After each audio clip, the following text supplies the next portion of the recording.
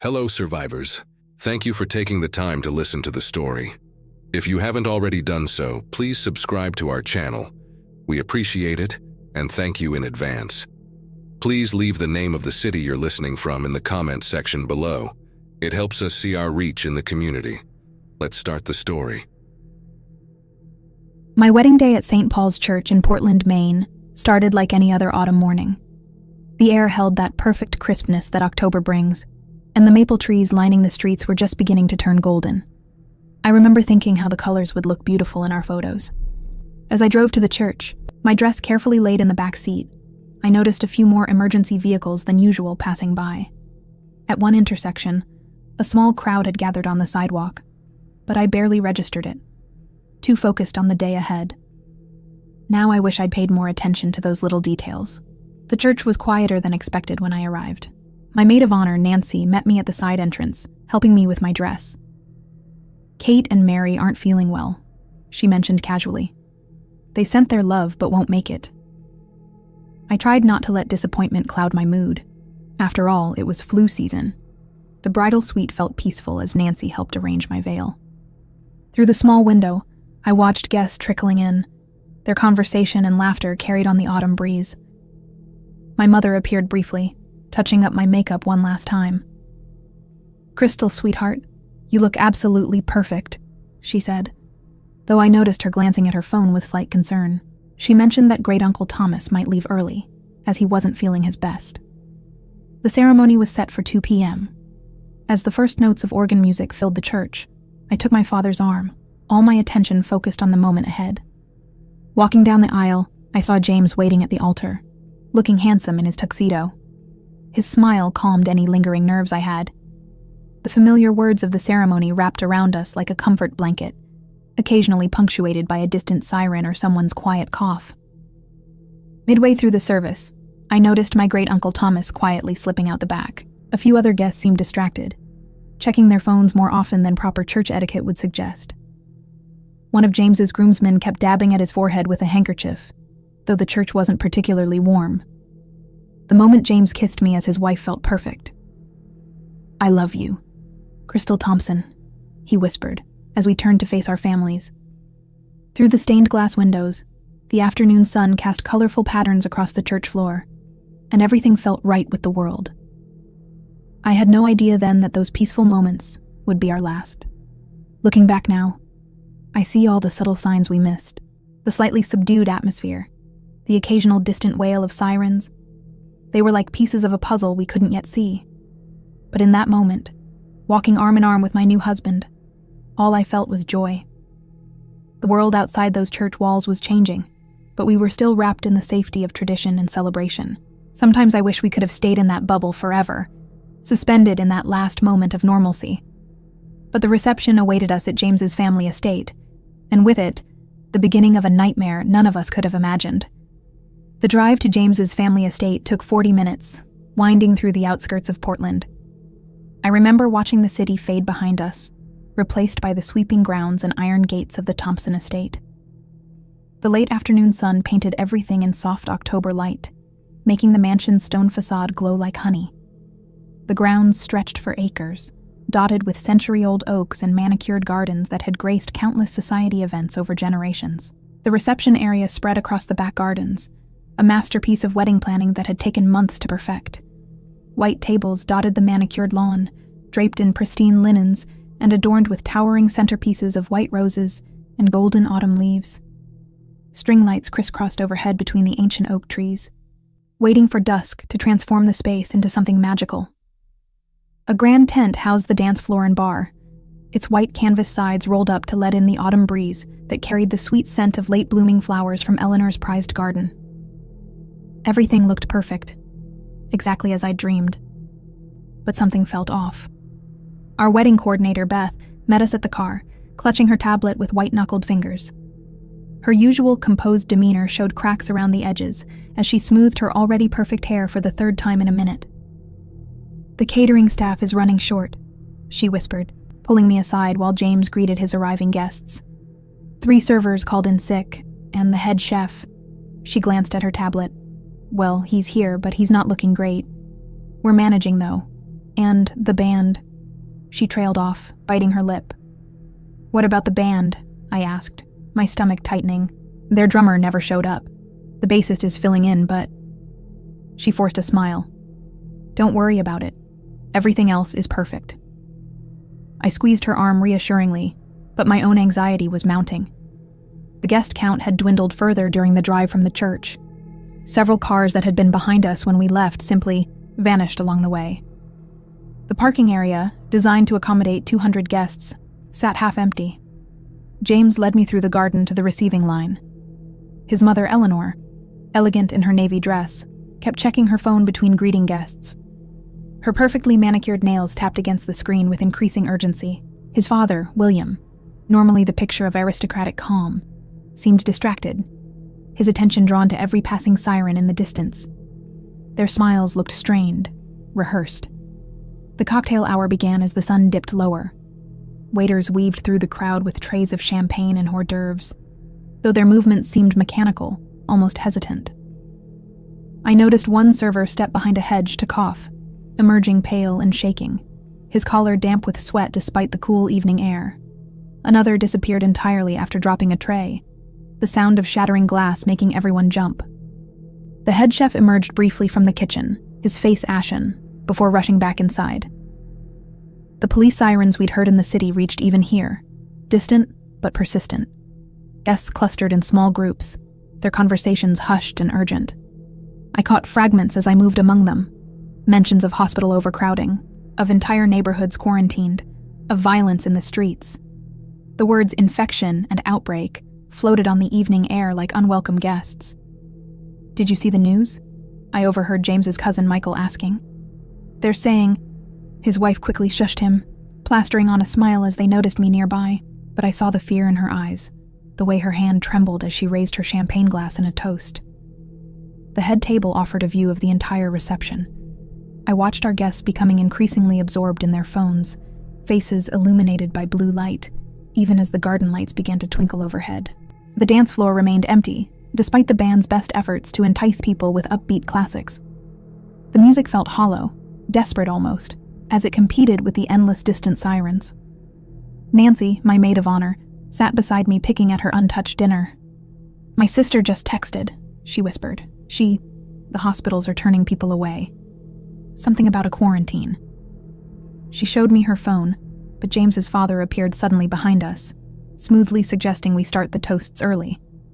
James's brother David, who had seemed fine during the ceremony, now sat alone at a corner table.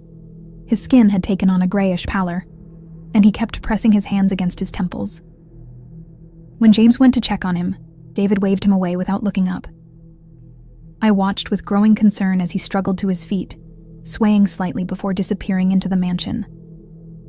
The wedding cake sat forgotten, its white fondant perfection untouched. Beth hovered nearby, alternatively checking her watch and her phone, her clipboard abandoned on a nearby table. The catering staff had thinned even further. I counted only 3 servers where there should have been 10. The sun had almost set when we heard the first scream. It came from inside the mansion, sharp and sudden, cutting through the murmur of conversation. Everyone froze. The band's music stuttered to a stop. For a moment, absolute silence fell over the garden, broken only by the endless distant sirens. Then the kitchen doors burst open. One of the catering staff stumbled out, blood streaming from his nose and mouth. He made it 3 steps before collapsing onto the lawn. Guests nearest to him rushed to help, but stopped short when he began convulsing, his limbs twisting at impossible angles. "Give him space," William Thompson commanded, his authoritative voice momentarily restoring order. "He needs medical attention. Has anyone called?" Another scream interrupted him, this time from the direction of the bathrooms. A woman in a red dress came running across the lawn, mascara streaking her face. "Something's wrong with Michael," she shrieked. "He attacked Patricia. He's biting her." The earlier tension shattered. Guests began backing away from the mansion, from the fallen server, from each other. Phones emerged again, this time with trembling fingers dialing 911. But the lines were busy. All the lines were busy. I felt James's hand close around mine, warm and steady despite everything. "We should get everyone inside," he said, but his voice lacked conviction.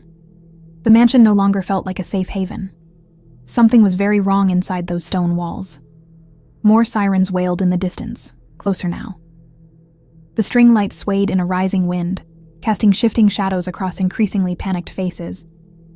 The sun had disappeared completely, leaving us in artificial twilight as the darkness gathered at the edges of the garden. Eleanor appeared at my elbow, her usual composure cracking. "Inside," she insisted, pulling at my arm. "Now, Cristal, we need to get everyone inside where it's safe." Her voice held an edge of hysteria I'd never heard before. As if to emphasize her words, another scream erupted from the garden's edge. Through the gathering darkness, I saw shapes moving with terrible purpose. And then came a sound I'll never forget, like 1,000 whispers turned to rasping screams, echoing with primal hunger. "The house!"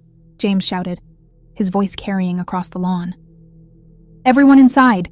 Now!" The reception dissolved into chaos.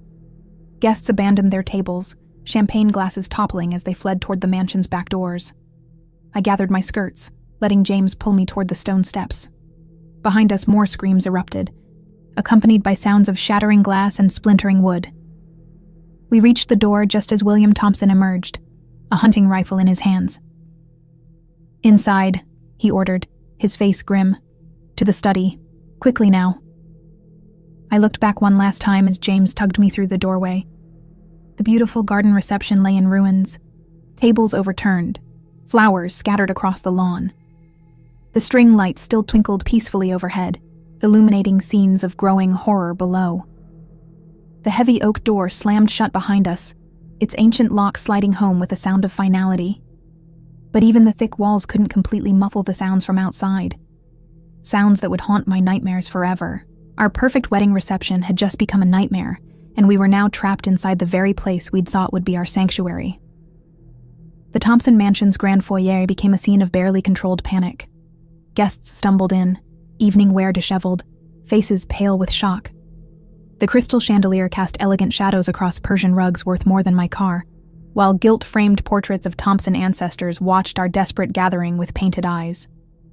William Thompson stood at the entrance, rifle in hand, directing people toward his study and the adjacent library. "Keep moving," he ordered, voice steady as marble. "Stay together." His commanding tone, perfected over decades of corporate leadership, somehow kept the panic from completely overtaking us. James kept his arm around me as we made our way through the crowd. The mansion's interior felt different now. The high ceilings and long hallways that had seemed so elegant during wedding planning visits now felt like a maze designed to trap us. Every corner could hide danger, and the distant sounds of chaos outside echoed through the marble halls.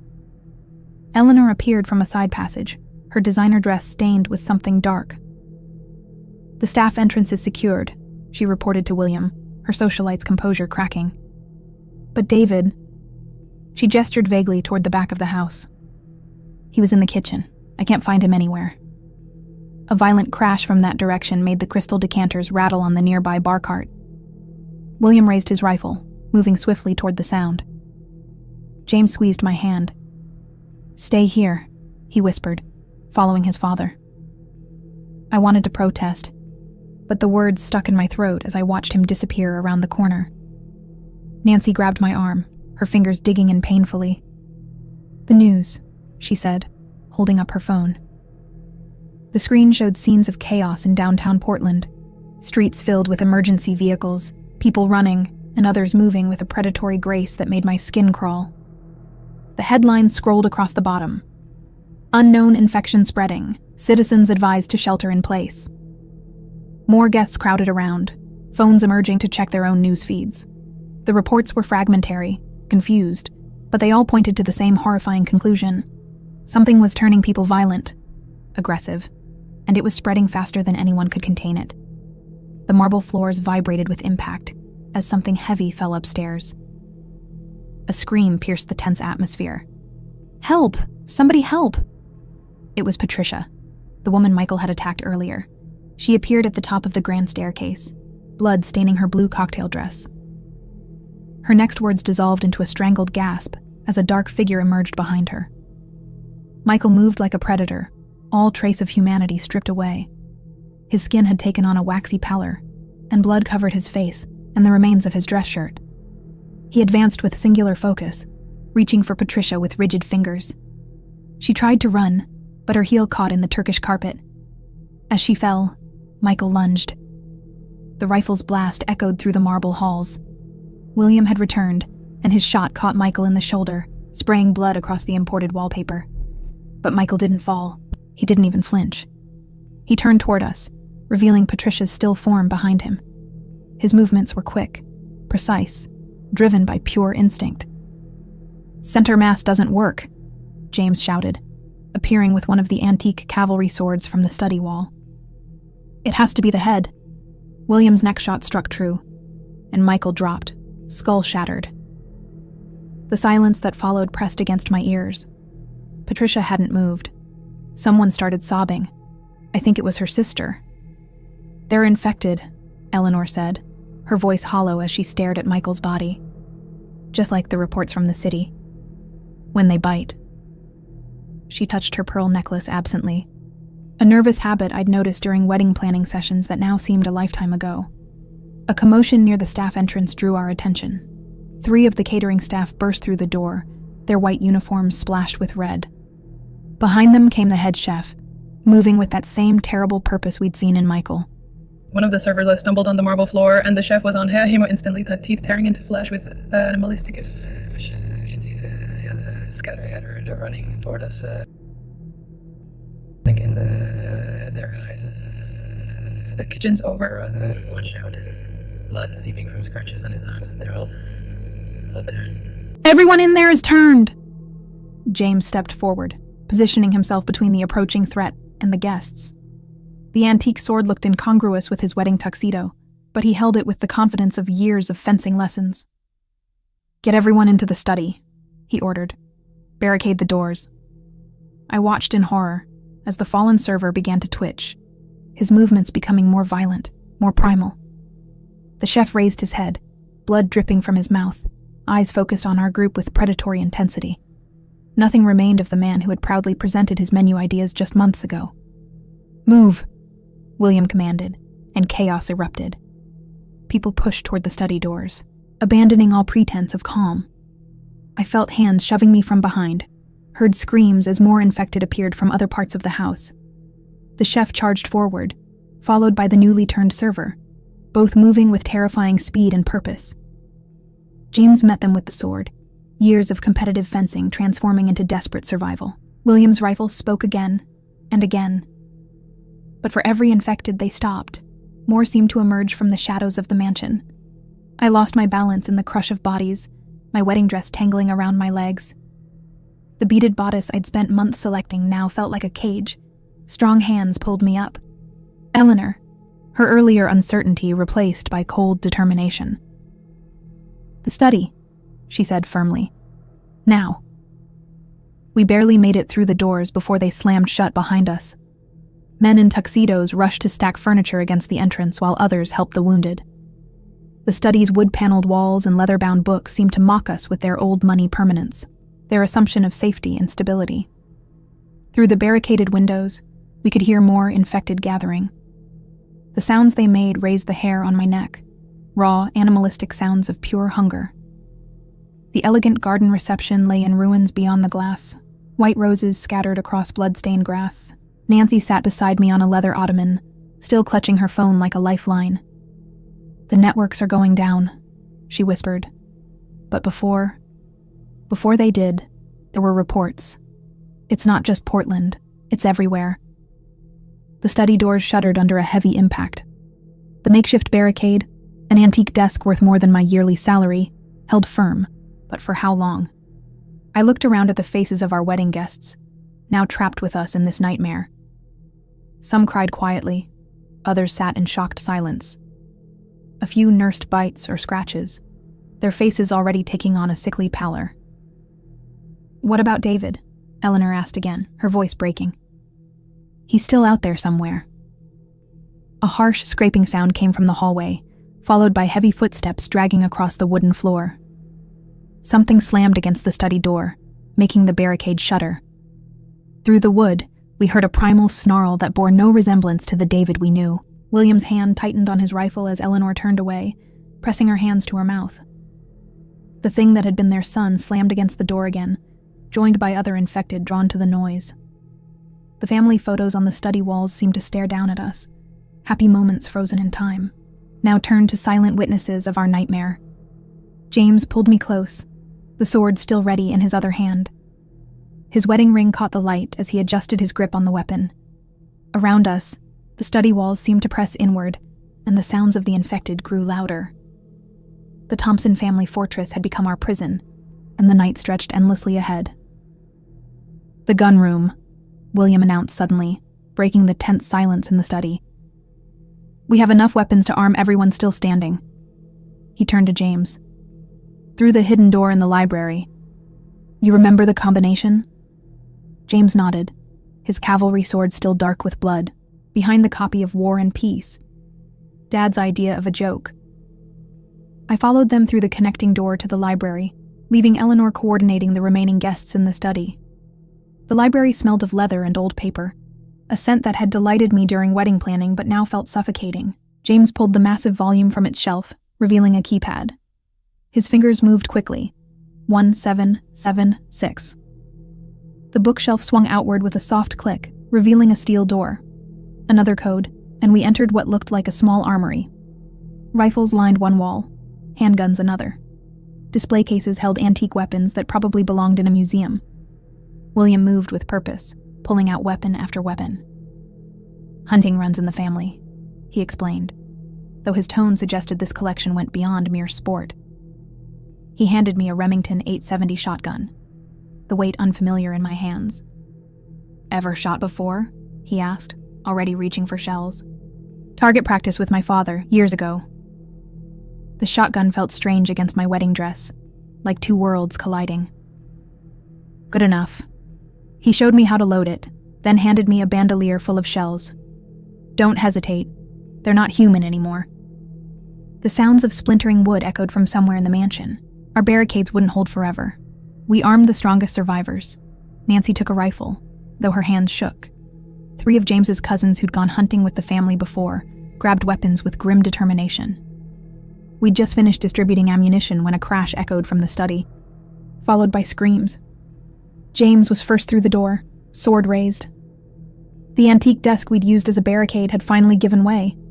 Infected poured through the gap, faces we recognized twisted into predatory masks. I raised the shotgun, remembering my father's lessons. Squeeze, don't pull. The blast caught the first infected in the chest, but like Michael before, it kept coming. The second shot hit higher, and it dropped. The library erupted into chaos. Gunfire filled the air as we fought to protect the unarmed guests. Books exploded into clouds of paper as bullets went wide. The infected moved with terrible speed, driven by pure instinct. "The back stairs!" William shouted over the noise. "We can make it to the garage!" We began falling back, covering each other's retreat.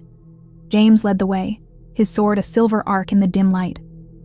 William brought up the rear, his rifle speaking with deadly precision.